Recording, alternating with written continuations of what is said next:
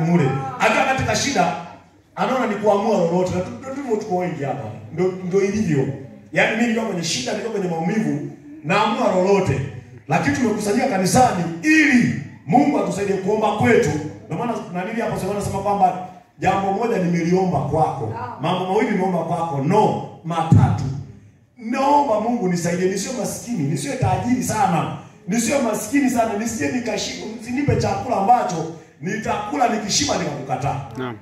Mtu akiwa katika raha anakuwa na shida yake nyingine. Naam. Mzee amejaribu kumsema hata ndugu yetu Ipiana.